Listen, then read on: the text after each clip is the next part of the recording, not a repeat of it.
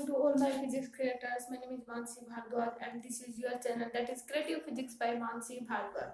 तो previous lecture में हमने क्या किया था, इलेक्ट्रोस्टैटिक जो चार्जेस थे उनके बारे में, जो हमारी फर्स्ट यूनिट थी इलेक्ट्रोस्टैटिक करवाया था, जिसमें हमने देखा था कि हमारे जो चार्जेस थे वो रेस्ट में थे। आज हम बात करते हैं करंट इलेक्ट्रिसिटी, यानी हमारे जो चार्जेस होंगे वो किस में होंगे, मोशन में। ठीक है, तो charges in motion that is the current electricity. ठीक है, चार्जेस इन मोशन, जब मोशन की चार्जेस किस में हो, मोशन में, charges in motion is called current electricity. ठीक है, जिसको हम क्या बोलते हैं, करंट। ठीक है, अब देखो, अब हम करते हैं कि मान लेते हैं कि हमने दो क्या ले लिए, कंडक्टर ले लिए। ठीक है, हमने दो कंडक्टर ले लिए, मान लिया हमारे पास ये दो कंडक्टर ले लिया हमने। ठीक है, इनको हमने अलग अलग पोटेंशियल डिफरेंस से कनेक्ट कर दिया। इसका पोटेंशियल डिफरेंस अलग है, इसका पोटेंशियल डिफरेंस, यानी हम बैटरी कह सकते हैं, इसका पोटेंशियल डिफरेंस अलग है। इस तरीके से हमने इनको अलग अलग बैटरी से कनेक्ट कर दिया।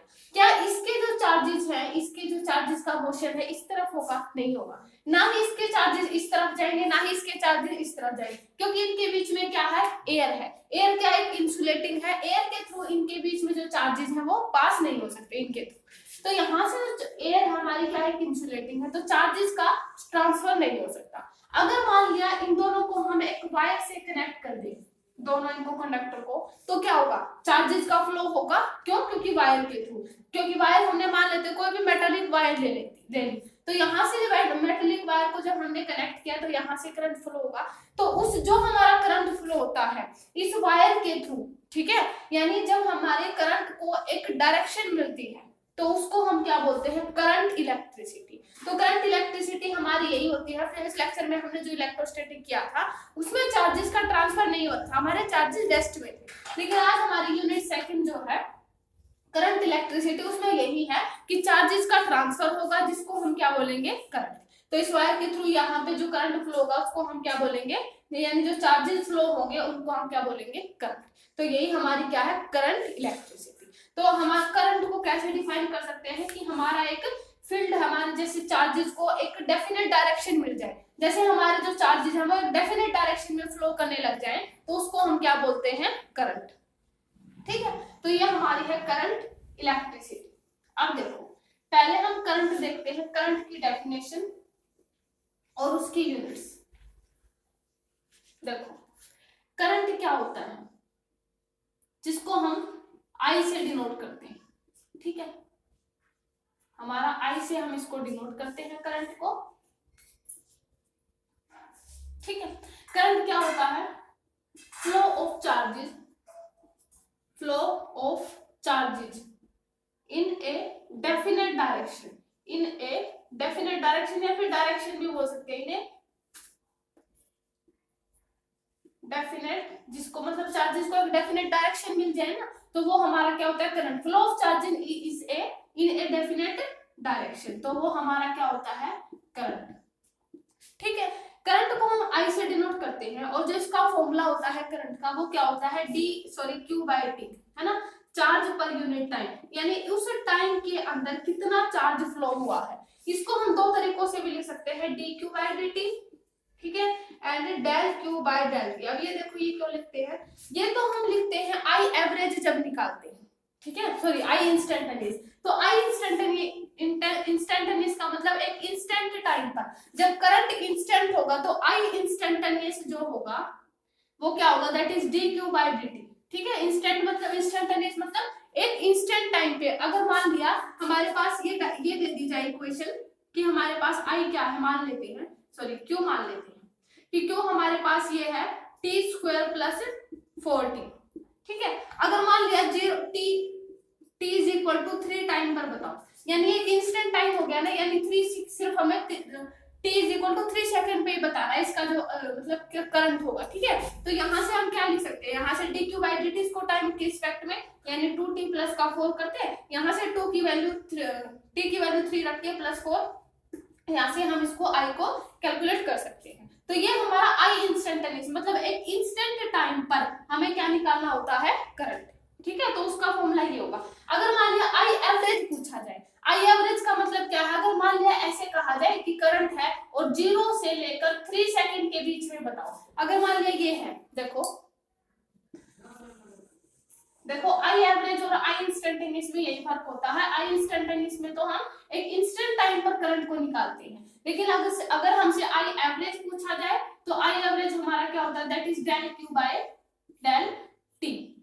ठीक है, अगर मान लिया 0 से 3 सेकंड के बीच में हो यही है, तो हम पहले क्या निकालेंगे, पहले क्यों निकालेंगे एट 0 सेकंड पे। ठीक है, मतलब टी की जगह हम क्या रखेंगे 0, तो कितना आएगा 4। फिर हम टी की जगह 3 रखेंगे, तो यहाँ से क्यू की वैल्यू कितनी आ जाएगी, यहाँ पे जब हम टी, पहले हम देखो हमारे पास 0 से 3 सेकंड के बीच में है, तो 0 पहले हम 0 टाइम पर क्यू की वैल्यू देखेंगे, तो 0 टाइम पर क्यू की वैल्यू कितनी है, 0 रहेगी ना, है ना, क्योंकि 0 रखेंगे। फिर हम 3 रखेंगे, तो 3 रखेंगे तो टी की 9 प्लस 12 है ना, 9 और प्लस 12 हो जाएगा, तो ये आ जाएगा 21। तो यहाँ से क्यू की वैल्यू जो आएगी डेल क्यू, यानी 0 to 3 सेकंड में दैट इज T2 माइनस, इसको Q2 माइनस Q1 कर देंगे और बाय T2 माइनस T1, ये हो जाएगा ना। Q2 की वैल्यू जब हमने निकाला था तो यहाँ से कितनी आई थी 12, है ना, जब हमने T को 3 रखा था, सॉरी 21 आई थी, 21 माइनस 0 है ना, और जब 0 रखा था वो 0 आई थी, और यहाँ से जब हमने रखा T2 बाई T1 यानी 3 माइनस 0, है ना, यानी T2 माइनस T2 हमारा 3 है, इस तरीके से। ठीक है, तो हमारा कितना आ जाएगा 7। तो आई एवरेज जब हमें निकालना होता है तो हम चार्जेस का इस तरीके से, पहले हम Q1 की जगह ये रखते हैं वैल्यू 0, फिर Q2 की जगह 3 रखते हैं, पहले हम इनका फिर चेंज इन चार्ज, है ना, ये चार्ज निकालते हैं, फिर टाइम निकालते हैं, तो इस तरीके से आई एवरेज निकाल। अगर इंस्टेंटेनियस पूछा होता तो डायरेक्टली हम एक इंस्टेंट टाइम पर उसका आई इंस्टेंटेनियस बता सकते हैं। ठीक है, तो हमारे जो करंट होगा वो आई एवरेज भी और आई इंस्टेंटेनियस, इन दोनों में ये फर्क होता है। आई इंस्टेंटेनियस होता है del Q by del T, और आई एवरेज होता है delta Q by delta T. ठीक है, ये D Q by D T होता है। ठीक है, और देखो अब देखते हैं करंट की यूनिट ऑफ ए करंट। हमने देखा था कि हमारा फॉर्मूला क्या होता है करंट का, I is equal to Q by T, ये हमारा फॉर्मूला होता है। चार्ज का हमें पता है क्या यूनिट होती है, चार्ज की कूलम पर सेकंड, तो ये क्या आ जाएगा I is equal to coulomb per second. ठीक है, और I जो हमारा करंट होता है उसको हम एम्पियर, हमारे फिजिक्स में जो करंट होता है उसकी जो यूनिट होती है, यानी उसको जो बोला जाता है दैट इज एम्पियर। ठीक है, एम्पियर से हम उसको बोलते हैं I is equal two ampere, यानी हमारा कितनी करंट है। ठीक है, ये हमारा था यानी एम्पियर। अब देखो, अब हम बात करते हैं जो हमारे ड्रिफ्ट वेलोसिटी होती है। ठीक है, तो पहले हम बात करते हैं ड्रिफ्ट वेलोसिटी, क्योंकि इसमें जो सबसे पहली टर्म आती है वो यही आती है, दैट इज ड्रिफ्ट वेलोसिटी। ठीक है, देखो ड्रिफ्ट वेलोसिटी के लिए पहले हमें पूरा प्रोसेस बताना पड़ेगा, फिर क्लियर हो जाएगा ड्रिफ्ट वेलोसिटी रियल में क्या होती है। देखो हमने इलेक्ट्रोस्टैटिक किया था प्रीवियस लेक्चर में, उसमें हमने क्या बताया था कि हमारे जो कंडक्टर होते हैं, कोई भी क्लोज्ड कंडक्टर जो हमने लिए थे, उसके अंदर जो हमारा इलेक्ट्रिक फील्ड था वो 0 आया था। 0 आया था, ई नेट जो हमारा था, उसका 0 आने का रीजन क्या था कि हम उसके अंदर जो इलेक्ट्रिक फील्ड लगा रहे थे, यानी ये मान लेते ई एक्सटर्नल, यानी इस डायरेक्शन में जो हम ई एक्सटर्नल लगा रहे थे, तो ई एक्सटर्नल लगा रहे थे तो क्या हो रहा था, इधर नेगेटिव चार्ज आ रहा था, इधर पॉजिटिव चार्ज आ रहा था ना, इस तरीके से चार्ज एक्यूमुलेट हो रहा था यहाँ पे। जब हमने ई एक्सटर्नल लगाया तो क्या होगा, जो चार्जेस, मतलब हमें पता है कि इलेक्ट्रॉन हमेशा, अगर हमें ऐसे देखना हो ना कि करंट किस डायरेक्शन में फ्लो हो रहा है, तो हम इलेक्ट्रॉन की डायरेक्शन देख लेते हैं, तो इलेक्ट्रॉन की डायरेक्शन हमेशा करंट से ऑपोजिट होती है। ठीक है, तो यहाँ से अगर इस डायरेक्शन में, अगर इलेक्ट्रिक फील्ड इस डायरेक्शन में, तो डेफिनेटली इलेक्ट्रॉन का इस डायरेक्शन में मोशन होगा, यानी इलेक्ट्रॉन इस डायरेक्शन में हो जाएंगे, चार्जेस इस डायरेक्शन में, यानी इलेक्ट्रॉन का मूवमेंट इस डायरेक्शन में है और चार्जेस हमारे पॉजिटिव चार्जेस इस डायरेक्शन में है, तो ये हमारे नेगेटिव, और इस तरीके से चार्ज क्या हो जाएंगे यहाँ पे एक्यूमुलेट हो जाएंगे, यानी हमारा इलेक्ट्रिक फील्ड 0 क्या था, ई एक्सटर्नल इस तरफ था, और इस पॉजिटिव चार्ज के कारण हमारा ई इंड्यूस हो रहा था, ई इंड्यूस। ठीक है, और हमने देखा था कि कंडक्टर की प्रॉपर्टी होती है कि जितना ज्यादा हम एक्सटर्नल फील्ड लगाते हैं उतना ही ज्यादा वो इंड्यूस करता है, यानी बिल्कुल, यानी ई जो एक्सटर्नल होता है ना, ई एक्सटर्नल वो किसके इक्वल होता है, minus of E induce, equal and opposite, यानी सेम उसके इक्वल करता है। ठीक है, सेम उतना ही इलेक्ट्रिक फील्ड इंड्यूस करता है, लेकिन ऑपोजिट डायरेक्शन में। तो इस डायरेक्शन में अगर एक्सटर्नल है तो इस डायरेक्शन में क्या होगा, हमारा ई इंड्यूस होगा, ठीक है। तो यहाँ से इलेक्ट्रिक फील्ड, इसलिए अगर इसको इस तरफ लेके आएंगे तो ई एक्सटर्नल जीरो ही हो जाएगा ना, इसलिए हम यहाँ पे हमारा इलेक्ट्रिक फील्ड जीरो आया था, ठीक है। यहाँ पे चार्ज एक्यूमुलेट हो गए थे, ठीक है, यहाँ पे चार्जेस एक्यूमुलेट यानी जम गए थे, एक्यूमुलेट का मतलब यहाँ पे हमारे चार्जेस एक्यूमुलेट हो गए थे। और ये सब हमने जो प्रीवियस लेक्चर में किया था, हमने आइसोलेटेड कंडक्टर लिए थे। आइसोलेटेड कंडक्टर का मतलब जिसमें हमने कोई भी बैटरी कनेक्ट नहीं कर रखी है ना, सिंपल, हमारे पास सिंपल कंडक्टर है, तो हमने क्या लिए थे, आइसोलेटेड कंडक्टर, ये हमने यूज किए थे, आइसोलेटेड कंडक्टर। अब देखो हमारा इलेक्ट्रिक फील्ड जीरो हो गया था, ठीक है। अब देखो अगर मान लिया हमसे ऐसे पूछा जाए कि यहाँ पे इलेक्ट्रिक फील्ड तो जीरो आ गया, लेकिन इसके अंदर जो इलेक्ट्रॉन है क्या उसमें कोई मोशन होगा? उसमें मोशन डेफिनेटली होगा, क्योंकि हम अगर मान ले इसका, हम जो कंडक्टर लिया अगर उसका मान ले टेम्परेचर हमारे पास कितना है, 15 है, ठीक है, लेकिन बाहर जो हमारे एटमॉस्फेयर है उसका टेम्परेचर हम मान लेते हैं 25 है, ये मान लेते हैं। इसके टेम्परेचर के कारण इसकी इलेक्ट्रॉन में मोशन होगा, क्योंकि थर्मल की कारण, थर्मल प्रॉपर्टी के कारण इसमें जो आया, इसके जो इलेक्ट्रॉन मोशन करेंगे। ऐसा क्यों? क्योंकि यहाँ से जो टेम्परेचर है इसको मिलेगा, टेम्परेचर मिलते ही, क्योंकि इलेक्ट्रॉन की बिल्कुल थोड़ी सी वो होती है, इलेक्ट्रॉन थोड़ा सा टेम्परेचर मिलते ही अपने मतलब बहुत ज्यादा मोशन करने लग जाते हैं।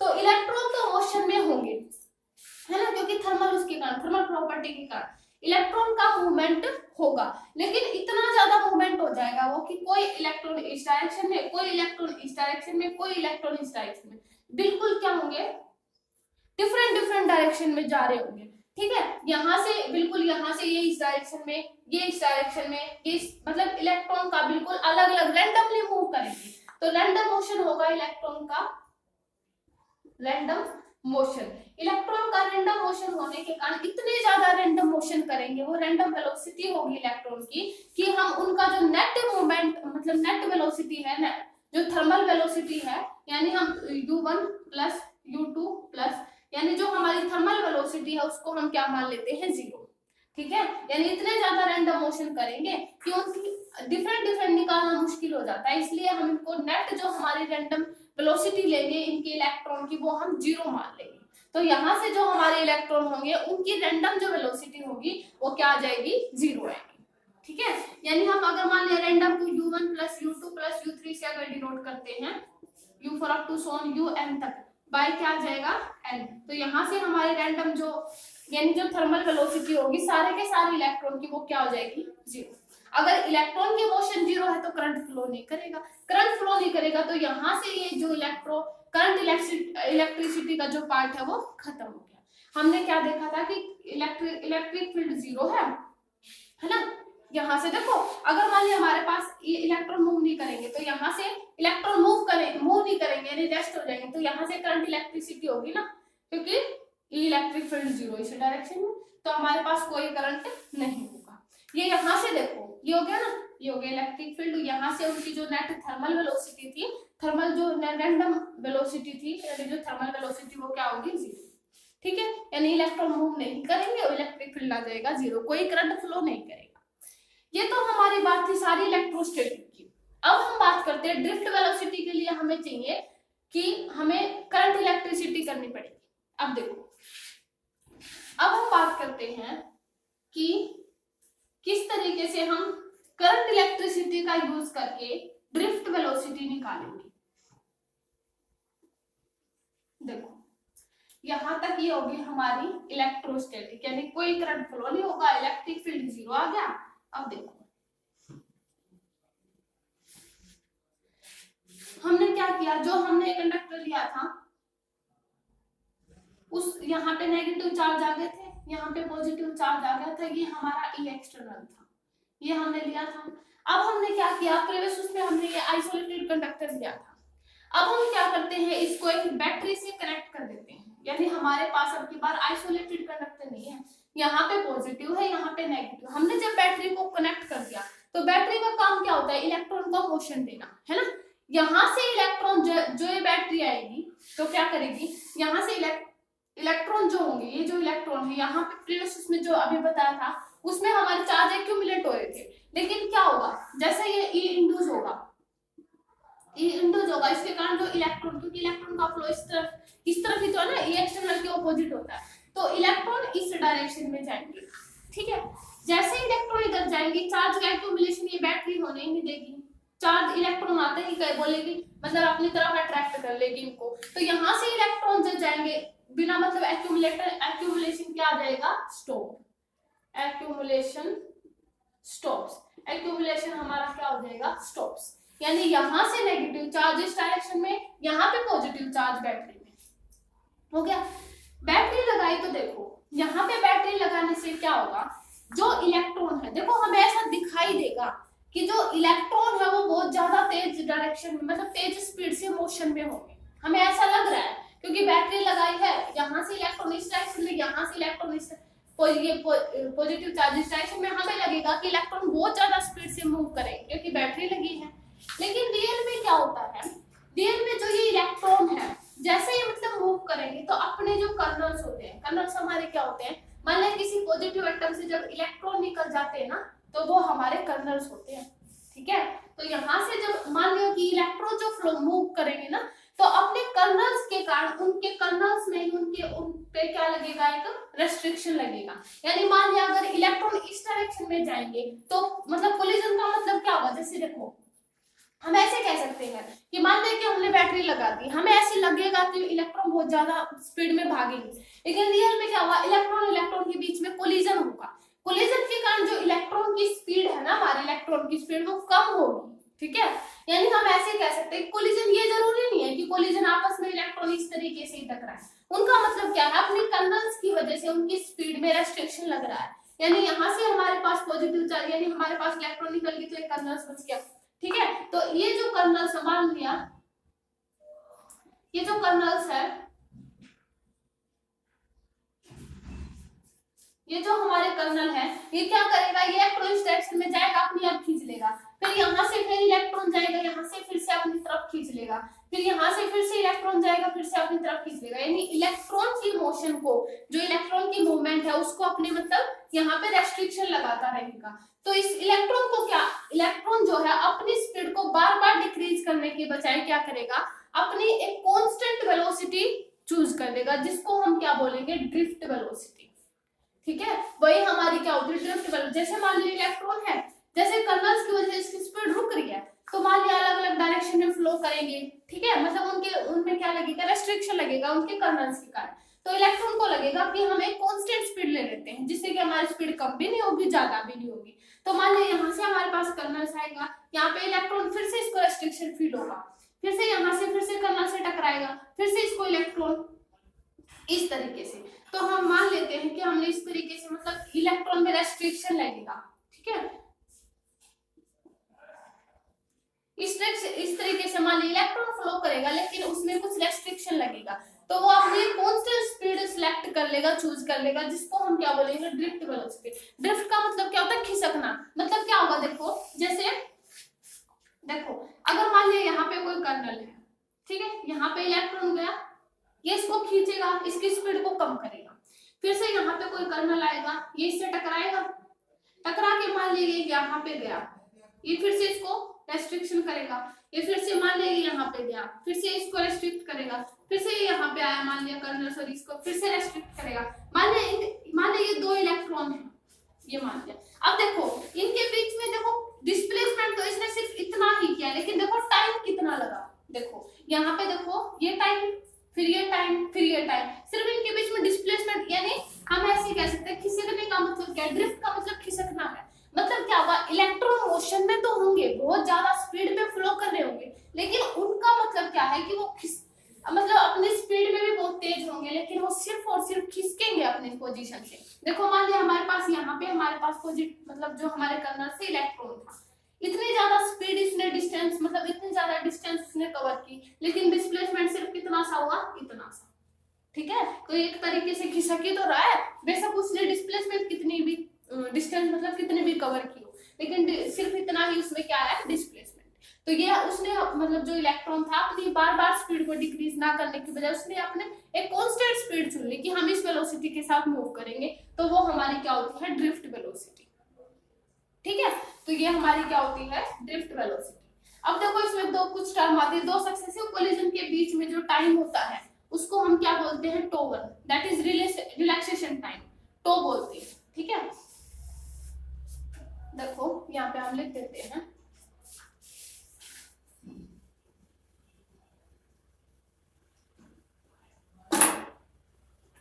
देखो यहाँ पे हम देखो जो दो सक्सेसिव कोलिजन होंगे, मान लें इनको हम मान लेते हैं इस तरीके से, ये इलेक्ट्रॉन है, ये इलेक्ट्रॉन के बीच दो सक्सेसिव कोलिजन के बीच की जो डिस्टेंस होती है उसको हम tau, that is relaxation time, relaxation time.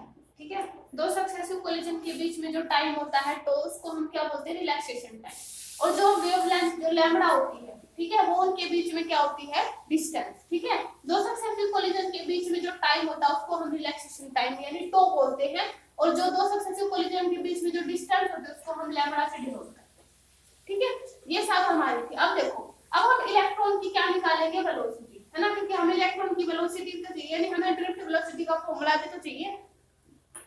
अब देखो हम क्या करेंगे, मान लिया हम वेलोसिटी निकालेंगे इलेक्ट्रॉन की, अलग अलग मोशन में मूव कर रहे होंगे हमारे इलेक्ट्रॉन, उनकी अलग अलग वेलोसिटी निकालनी तो मुश्किल होती, तो हम एवरेज निकालेंगे पहले एक इलेक्ट्रॉन की, फिर उनको टोटल मिला के एवरेज निकालेंगे, है ना।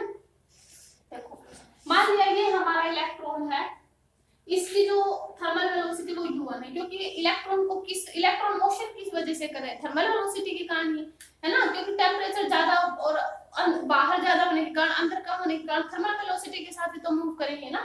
यहाँ से देखो इसकी थर्मल वेलोसिटी मान लेते इलेक्ट्रॉन की μ1, ठीक है, यहाँ से जब ये इससे कोलाइड हुआ तो वहां उस टाइम पे उसकी वेलोसिटी v1 हो गई, ये मान लीजिए। ठीक है, और उनके बीच में टाइम हमारा क्या है, टो, और हमें पता है एक्सेलरेशन हमारा a है ना। अब देखो इलेक्ट्रॉन जो होते हैं ना, हमने जो ये कंडक्टर लिया था ना इस डायरेक्शन में, ये जो हमने कंडक्टर लिया था, जो हमने बैटरी कनेक्ट की थी इस तरीके से, ये नेगेटिव चार्ज था, ये हमारा पॉजिटिव चार्ज था, तो क्या था कि हमारे जो नेगेटिव यहाँ पे जो इलेक्ट्रॉन थे, चार इन बैटरी ने इसको खींच लिया था ना, तो इस पे एक फोर्स भी तो लगा होगा बैटरी यहाँ पे इलेक्ट्रॉन पे, तो वो फोर्स क्या होगा, दैट इज हमें पता है फोर्स हमारा Q into E होता है ना। ऑपोजिट डायरेक्शन में तो फोर्स लगा था, हमें पता है। इलेक्ट्रॉन अगर इस डायरेक्शन में थे तो उसको इलेक्ट्रॉन हम इस डायरेक्शन में दे रहे थे, तो ऑपोजिट डायरेक्शन में हमारा फोर्स था, यानी हम इस चार्ज को हम इलेक्ट्रॉन बोल सकते हैं, क्योंकि हमारे पास चार्ज हमारे इलेक्ट्रॉन ही तो है, तो इसको हम बोल सकते हैं F - E यहाँ से। ठीक है, और एक्सेलरेशन हमें पता है, एक्सेलरेशन हमारा according to Newton second law of motion, that is force per unit mass, तो फोर्स हमारा -E/m, ये हमारा एक्सेलरेशन हो गया किसका, इलेक्ट्रॉन का, है ना। इलेक्ट्रॉन एक्सेलरेटेड भी तो होंगे बैटरी के कारण। ठीक है, यहाँ से ये फोर्स हो गया, ये हमारा एक्सेलरेशन हो गया। देखो इसको साइड में लिख लेते हैं, क्योंकि ये हमारी ड्रिफ्ट वेलोसिटी के रिलेशन में यूज होगा ना, इसीलिए। तो हमारा देखो एक्सेलरेशन क्या आया था, a - E/m, ठीक है, ये आ गया था हमारा एक्सेलरेशन। अब देखो, अब हमारी स्पीड जो v1 है इलेक्ट्रॉन की, जो v2 है, यहाँ पे देखो हमारी इस इलेक्ट्रॉन की थर्मल वेलोसिटी क्या थी, u1, v1 इसकी स्पीड यहाँ से टकराने के बाद इसकी v1 स्पीड हो गई, उसका टाइम हो गया तो t2, है ना, क्योंकि रिलैक्सेशन टाइम तो 1 लेंगे। फिर से यहाँ से टकराई, इसकी जो थर्मल वेलोसिटी होगी वो v2 हो गई, फिर यहाँ से टकराने से पहले इसकी v2, टकराने के बाद इसकी v2 स्पीड हो गई, टाइमिंग के बीच में आ गया तो 2, फिर से यहाँ से फिर से जब इससे टकराई तो क्या होगा, याद जाएगा, इसको हम मान लेते हैं u3, क्योंकि थर्मल वेलोसिटी इलेक्ट्रॉन की, और इसको टकराने से पहले इसकी v3 इसकी स्पीड हो जाएगी। ठीक है, तो हम स्पीड कैसे निकालते हैं, जब हमारी v आती है, जब स्पीड हम, अगर मान लिया हमारे पास थर्मल वेलोसिटी ये है, इनके बीच में स्पीड ये है, और इनका टाइम हमारे पास रिलैक्सेशन दैट इज टोटल, तो v1 = u1 + a टोटल, क्योंकि एक्सेलरेशन भी तो है ना, टोटल हमारे पास टाइम जो है वो रिलैक्सेशन टाइम है a टोटल। v2 हमारे पास क्या आ जाएगा, that is u2 + a to 2, है ना। फिर हम निकालेंगे v3, अलग अलग इलेक्ट्रॉन के हमारे पास जितने भी इलेक्ट्रॉन है, फिर उनका एवरेज ले लेंगे टोटल। v3 हमारे पास क्या आ जाएगा, u3 + a टो 3, ठीक है। फिर क्या आएगा देखो 1 2 v1 v2 v3, अब हम क्या निकाले, v एवरेज निकाल लेते हैं, v एवरेज, वी एवरेज क्या आ जाएगा देखो, v1 plus v2 plus v3 up to so on vn तक बाय nth टाइम, सॉरी है ना, nth नहीं आएगा, देखो वी एवरेज आ जाएगा। देखो क्या आ जाएगा, v1 हमारे पास क्या है, u1 प्लस a तो 1 प्लस u2 प्लस a तो 2 प्लस u3 प्लस a तो 3 up to so on un plus a तो n तक आ गया। अब हम क्या निकालें, देखो अब हम निकाल लेते हैं, इनको अलग अलग ले लेते हैं, जो हमारे u1 u2 है ना, इनको एक साइड ले लेते हैं।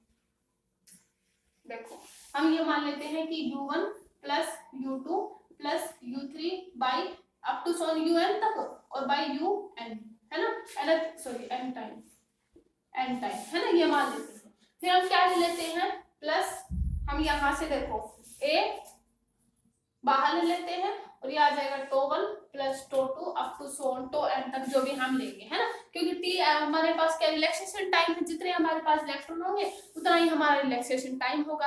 तो यहाँ से a tau 1 plus tau 2 plus up to tau n तक हो जाएगा। ठीक है, यहाँ से देखो जो हमने उसमें क्या था इलेक्ट्रोस्टैटिक वाले में, कि हमारे जो थर्मल वेलोसिटी यानी क्योंकि रैंडम मोशन में जा रहे थे ना, तो हमारी u1 plus u2 up to सोन जो हमारी एवरेज थर्मल वेलोसिटी आई थी वो हमारी क्या थी, 0 थी, तो इसको हमने 0 माना, दैट इज, और ये आ जाएगा a तो एवरेज।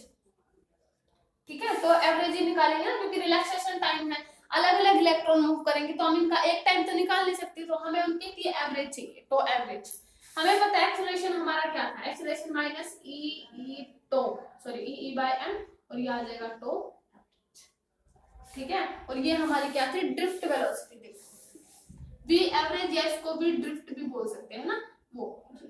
ठीक है, तो ये हमारा जो रिलेशन था that is the toe average, that is the drift velocity, यानी जो वी एवरेज इसको हम वी ड्रिफ्ट भी बोल सकते हैं ना। ड्रिफ्ट वेलोसिटी तो है कि जो हमारे इलेक्ट्रॉन वो ड्रिफ्ट होकर चल रहे थे, तो उसकी एवरेज स्पीड बताओ, तो उसकी एवरेज स्पीड ये तो I minus e tau by m, that is tau average. Tau average हमारा क्या है, रिलैक्सेशन टाइम है ना, अलग अलग इलेक्ट्रॉन के लिए।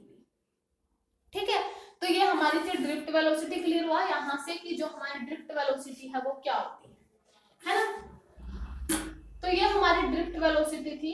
नेक्स्ट लेक्चर में हम करेंगे कि हमारे जो करंट है और जो हमारी ड्रिफ्ट वेलोसिटी के बीच में क्या रिलेशन होता है। ठीक है, तो आज के वीडियो में इतना ही। Okay, thank you.